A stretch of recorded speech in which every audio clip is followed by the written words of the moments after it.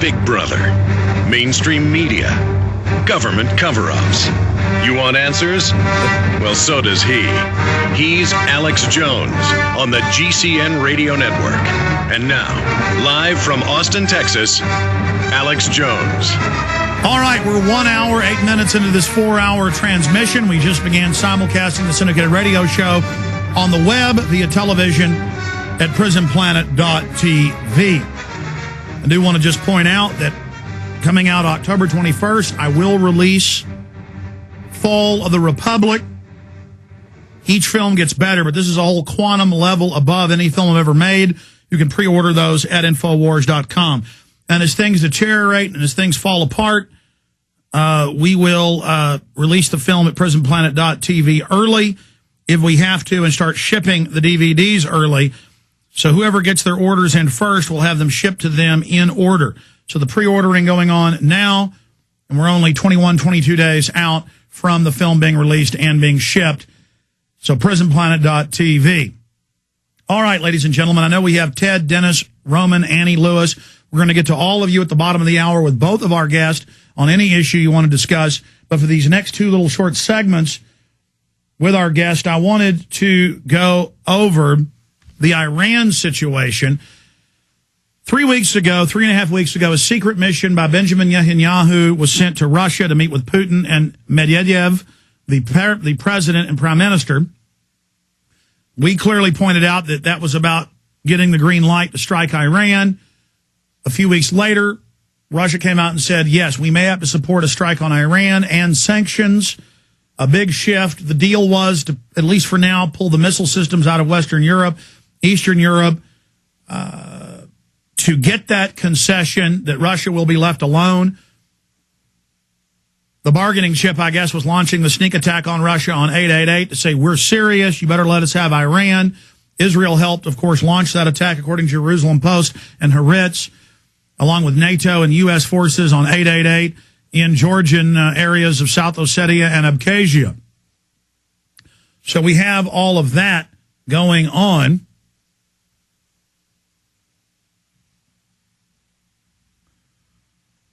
We have the open announcements of troops being deployed all over the country, searching people at checkpoints, new videos coming in every day.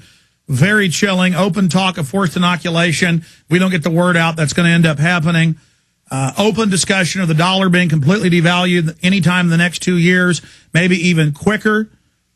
Ladies and gentlemen, we are going into receivership. A foreign group of banks, by fraudulent means, has seized control of our government. They have threatened the Congress with martial law on record. Senator Inhofe's on record. Many other congressmen are on record. We covered that in the Obama deception. It's on record that they've been threatened with martial law. Ron Paul has talked about that here on the show. This is a very, very serious time. And the military and police have shown themselves on the heels of what happened at the G20. I'm going to talk about that in the fourth hour today. One of my camera guys being arrested, Rob Dew. They were taken to a military facility run by the military and the FBI at the state penitentiary. They pepper sprayed people and tear gassed them once they were handcuffed on the ground. They tortured Luke Radowski, stripped him down, made fun of him, made fun of Rob Dew's body. That's what they did to everybody when you go to the bathroom. Just really horrible stuff. And they came and took the guns. That was an admitted laboratory test in New Orleans, in the high and dry areas. They wouldn't bring food and water in. They followed orders. They confiscated the firearms. They've been training in Iowa this year, in Arcadia for gun confiscation door to door. I had the colonel on. That was in the news. They bragged about how they were doing it. This is high treason.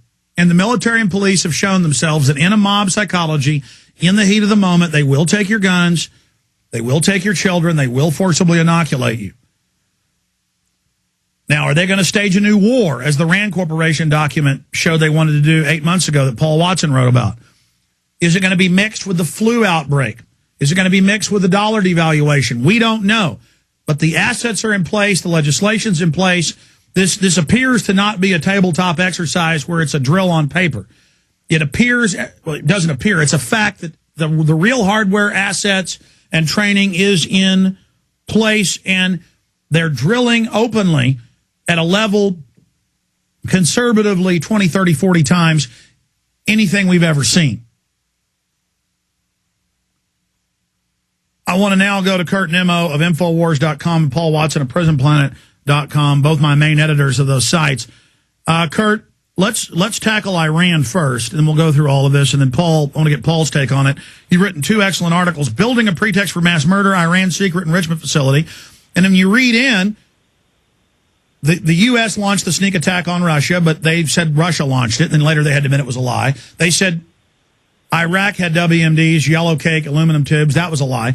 You prove this is just one of many enrichment facilities on record, and that this is another huge hoax, just like Iraq. And they only do this, and then now they put out the fake patsies being busted that the FBI created, founded, gave them the bombs. Same MO as usual. So they're creating the terror fear again ahead of a staged terror attack. Everything is happening. They're demonizing the patriot gun-owning movement, admitting Homeland Security's for us, claiming the American people have linked up with al-Qaeda. It doesn't look good, Kurt Nimmo. Yeah, it doesn't look good at all. On Friday, Obama went before the G20, flanked by Brown and Sarkozy, and accused Iran of building a new uranium enrichment plant to produce weapons-grade uranium. Turns out this is total nonsense. The United States knew about this plant being under construction for 2 years, and also Iran doesn't have the capability to enrich uranium to 95%, which is needed for weapons-grade for bombs. So, in essence, this is just another pretext. The corporate media spun it as they're building an atomic bomb. So it's just more nonsense. Getting ready for an attack on Iran. Just like it was later declassified that the girl who testified about seeing Republican Guard throw babies out of incubators, turned out she'd never been to Kuwait. Her family owned the big PR firm that was paid to put the story out. It's just classic, and they wouldn't be going with a lie this big and this bold if they weren't planning to hit Iran. Absolutely, they're planning on hitting it. Also, Debka today reported that, and of course that's a suspicious news source, but they reported, if you can believe them, that the United States is in the process of developing a new bunker buster that's going to be able to take out these, reinforced bunkers. No, that was admitted 6 years ago. That's a McDonnell Douglas, and they have several other big bunker buster, smaller nukes. So, yes. Yeah, and these are nuclear-tipped bunker busters, which is pretty scary. Well, you accuse the country of about to nuke people when you nuke them, and all the good old boys get a extension, feel manly through it, even though they can't find it on a map. And, of course, we'll all breathe that as it rains back down on us.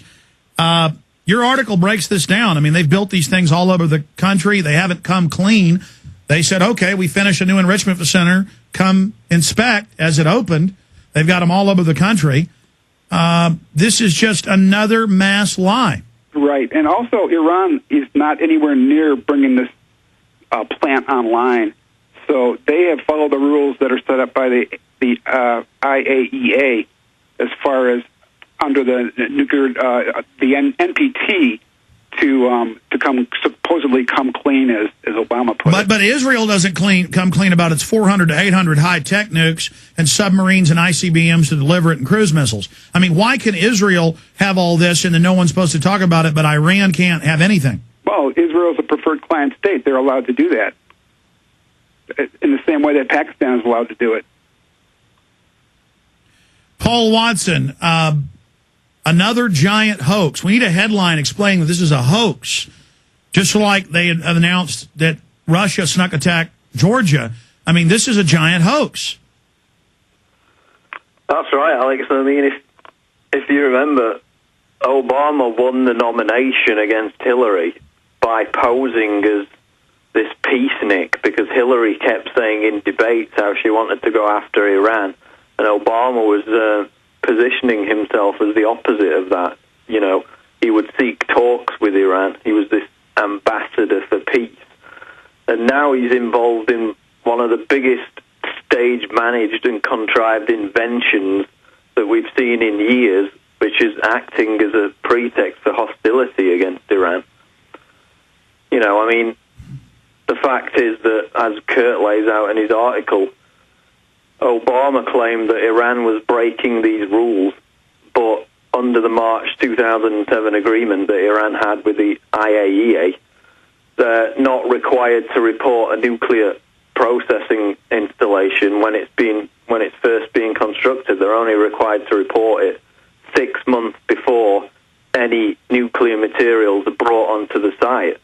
So Iran reported it, as would be routine, to the IAEA early last week, and then Obama seized upon that as if Iran's cover had been blown and that they were trying to come clean after the fact, when they were just reporting it 6 months before the nuclear material was going to be on site. And the plant itself is 18 months away from even being completed.